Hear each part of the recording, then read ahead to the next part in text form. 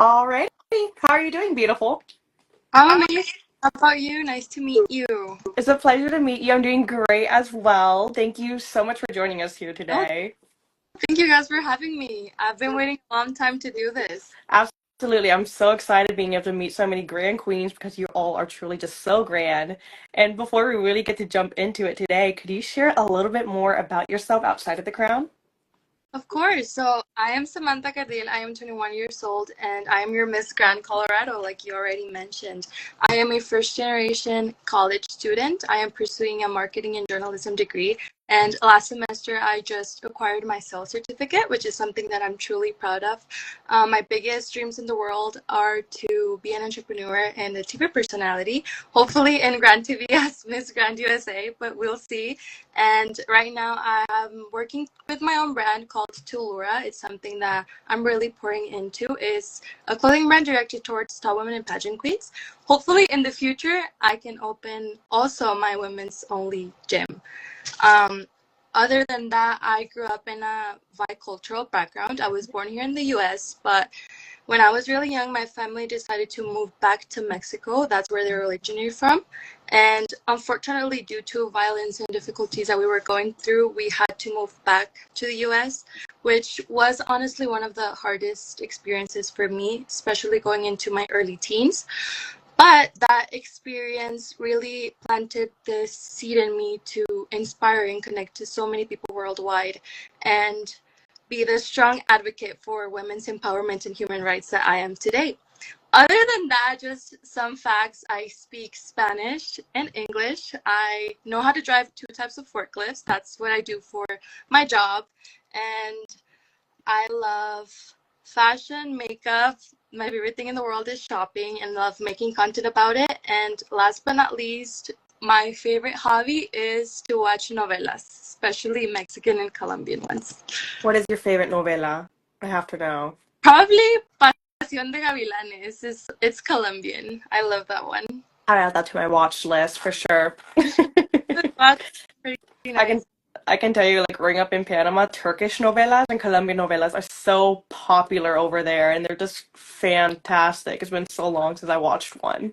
I know my mom loves Turkish novelas too, but I love the Latinos as more. Yeah, I feel like Latina's more like pop culture and that type of stuff rather than Turkish novelas, which is like so very history oriented, kind Yes. of. At least the ones I'm familiar with. But jumping back to our main topic for today, would you like to share what your pageant journey has been like so far and how it's really evolved you to the woman that you are today? Well, pageantry has truly made me the person and the woman that I am supposed to be. I feel like I truly started being myself when I joined pageantry 3 years ago. So, besides knowing all the people that I've known, like I've done an international pageant before, so I know already like a lot of girls from different countries, but I used to not be that confident before joining pageants, and I believe that pageantry really made me the woman that I am today and the woman that I am supposed to be. So, For sure. And have you felt like you really had to step out of your comfort zone during this journey? I did like I mentioned before. I moved to the U.S. when I was 14, so that was the English barrier was such a big issue for me, and that caused me to really close in a shell. And since I was like that probably for like 4 years until I was out of high school, I was really insecure, really shy, and I started pageantry at 18 years old. So that made me truly go out of my shell and just explore different journeys and different things that I wanted to do.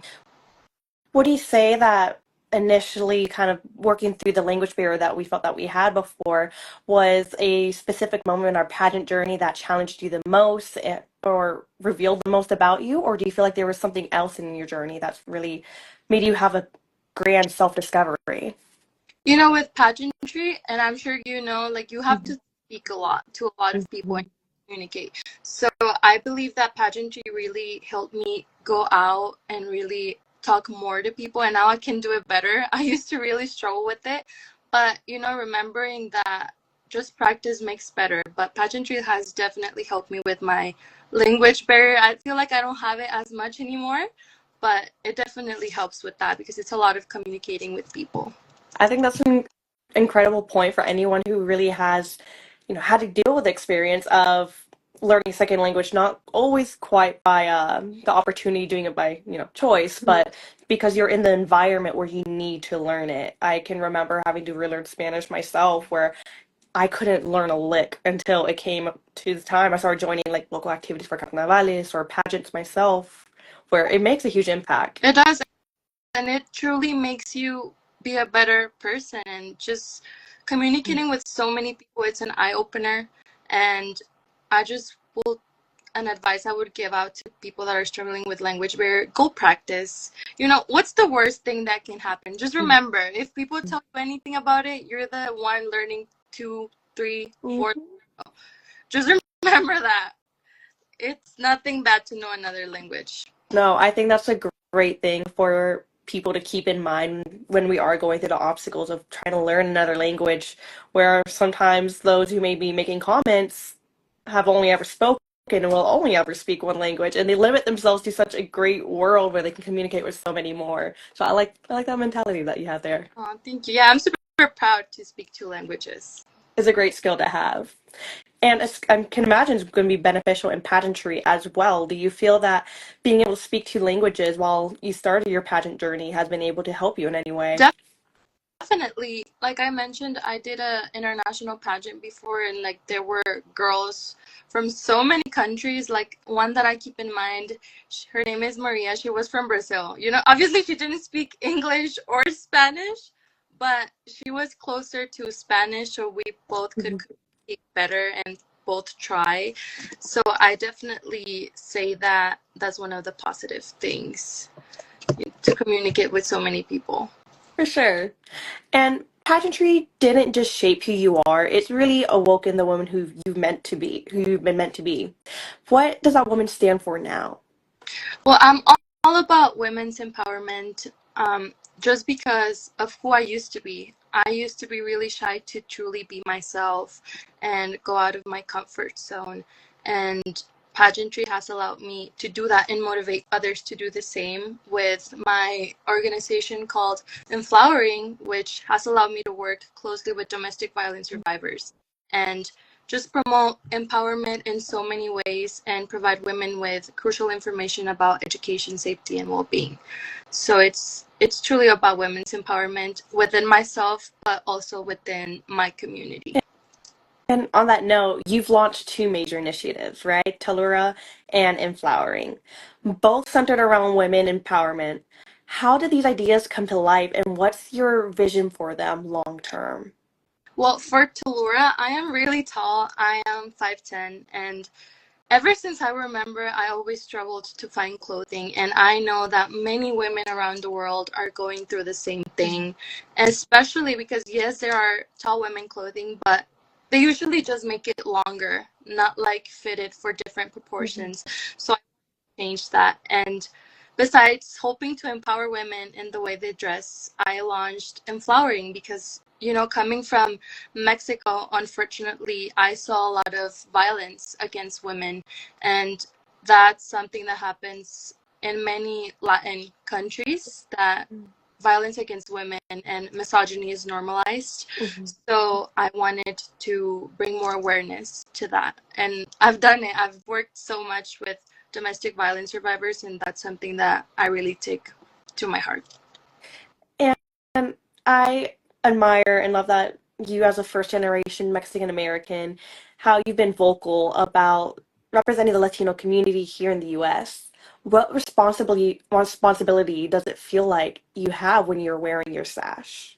It's a lot of responsibility because, yes, I am Colorado and I'm representing my state, but Colorado is a very diverse state. And, Mhm. as well as the US, we have a lot of countries and a lot of people from different backgrounds, ethnicities, and they speak so many languages. And it comes with a responsibility to be an ambassador for all of that, and just to be open and not show only one side of what the US can be, but many sides.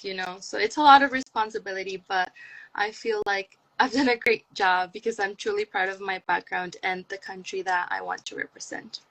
I love that. And you said before that your voice is for those who can't speak.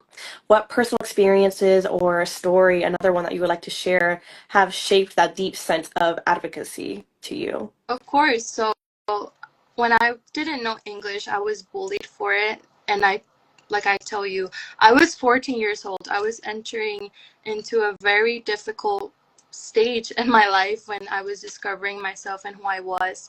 And aside from not being able to communicate, I didn't know the country that I was born in. And most times I felt like people were not listening to me. And I want to promote empathy and unity with one another, since I struggle with that when I was just 14 years old, and it really hurts me to see that around the world right now, especially in this country right now. Mhm. So I want to promote that, just to be empathetic with one another and unified. I can say being angry does age you, so having that little sense of empathy goes a long way, not only for others, of course, but for yourself to just be able to have a better quality Totally. life.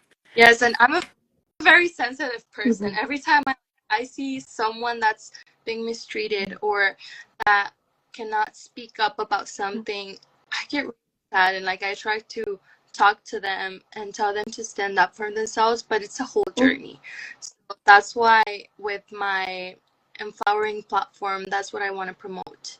And you might not do it really quick. Mhm. It's something you have to work on, but if we all do it together, we can be more unified and just a better world. Absolutely. And on that note, when it comes to Miss Grand USA, we notice that they have a huge emphasis on digital presence. Can you walk us through your creative process when you plan your posts and representing your platform online? Of course.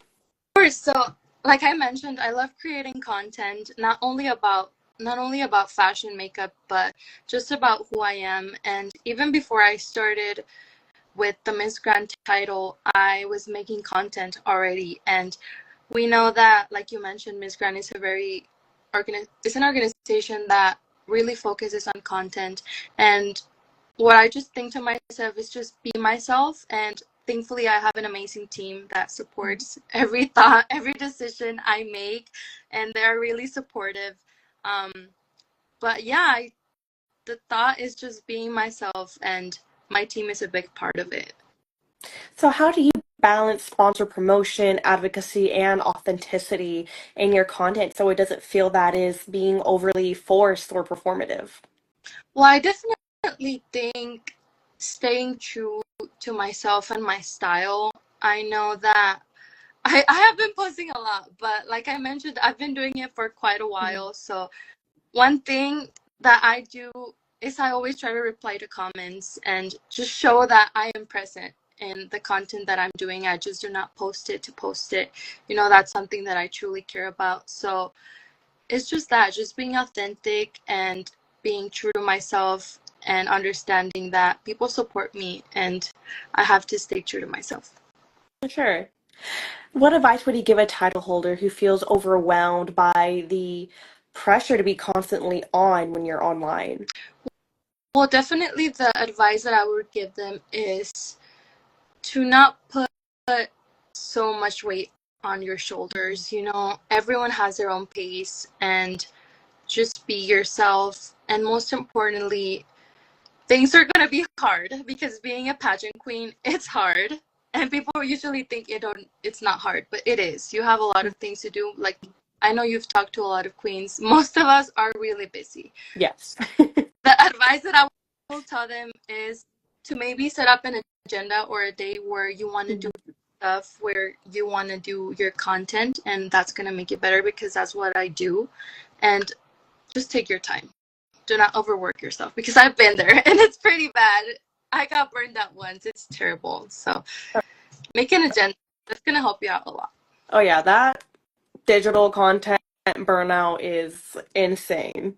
So I always encourage people to really pace themselves out so they don't get that burnout because then you're making nothing altogether. Yeah. Also, like doing a lot of content and then maybe posting it later. Mhm.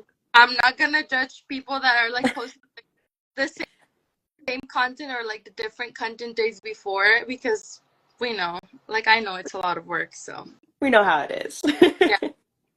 Now, one thing that always excites me whenever I meet people that are just very digitally creative online and very tech savvy, because I'm still very much growing myself in that instance, is asking what has been your favorite piece of content, reel, photo shoot, anything that you've created before, and what may have inspired that creative process? So I recently posted a video. It was actually with a long braid. You guys posted it like a few minutes ago. Um, that really got me out of my comfort zone, but it's one of my favorite video. And the craziest part is that the pictures are still not out yet. But I'm usually not the type of girl to do a ponytail, especially not like a long braid. So especially with Grand, I've been doing a lot of new things and getting out of my comfort zone. So that's definitely my favorite one right now because I got out of my comfort zone when it comes to the content and the hairstyle. So that's my favorite one right now. And it's crazy because you guys haven't seen it, like the Oh, picture. I can't wait to like see the actual pictures come out and everything just because I mean, come on, we're doing something big, Yeah. dramatic. It's perfect for Grand. I can't wait. It's one of my favorite, just kind of concepts whenever it comes to any type of production when it's related to Grand. No, yeah, I love the grand concepts, and that's something that it's been definitely my favorite. You know, all the photo shoots I've done, all the events I've been to, and grand, and I love it. It's different. For sure. And moving forward, when it comes to Grand, we know that there is a lot of preparation that really has to be involved so that, I mean, we can show up being truly Grand ourselves, right? And you've been coached by some of the best in the game, including Soto Academy. What's something they've taught you that goes beyond runway or the interview room? Something they have taught me is to be more present online. And that goes because they do help me a lot with my content, but they have allowed me to be myself in a different way. Like one advice they gave me is to do more talking stories, videos where you're talking because you need to get used to it.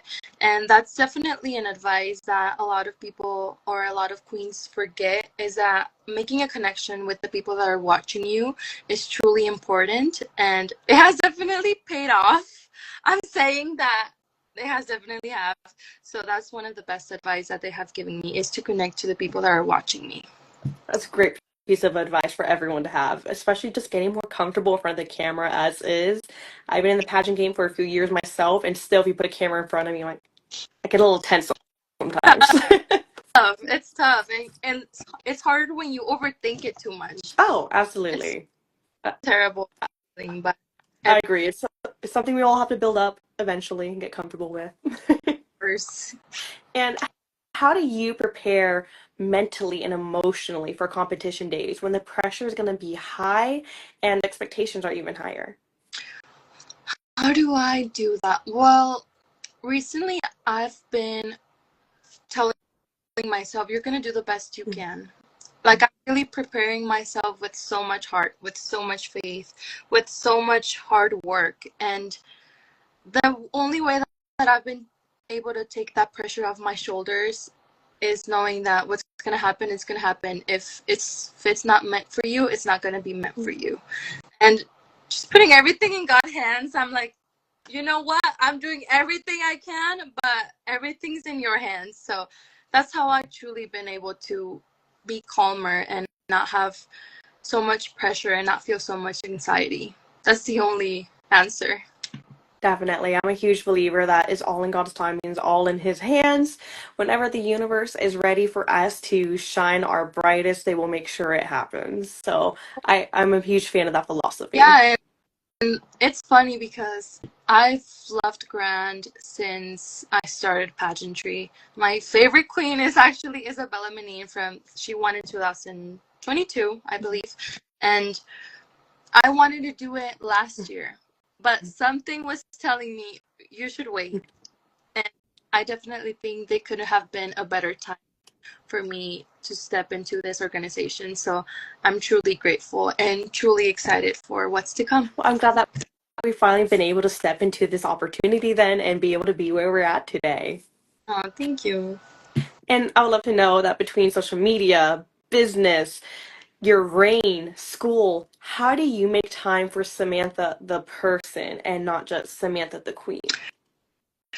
Well, I keep an agenda Mhm. of everything, and even if it's hard, I try not to close myself off to new experiences or things like that. For example, yesterday, yes, I went to work and I still was preparing a lot of things for the pageant, but I still managed to spend time with my little siblings because I'm an older sister, and that's important to me. Even though some days I'm hard, like it might be hard, just try to do normal things that are not like pageant queen, you know? Yes, I might get tired, but I'm gonna do it. And that's what pushes me to do more, actually. And just having a rest day. Because, like, a rest day of not doing anything, even though it's hard, because I feel like I should be doing something, but that's something that I've done recently. I think especially as busybodies, it's so hard to give ourselves a proper rest day to allow ourselves to reset and recharge ourselves because we feel like we just lost a day. Yeah, it's so bad. It's so bad, but I've gotten better at it.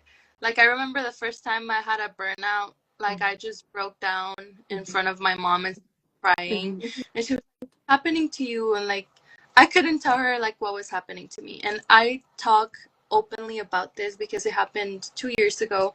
Mhm. I believe that it's normal for us queens to sometimes feel this way and acknowledge that not all the time we're going to be our best, but definitely take that time to relax for one day and enjoy time with loved ones or do things that you care about outside of pageantry is going to definitely.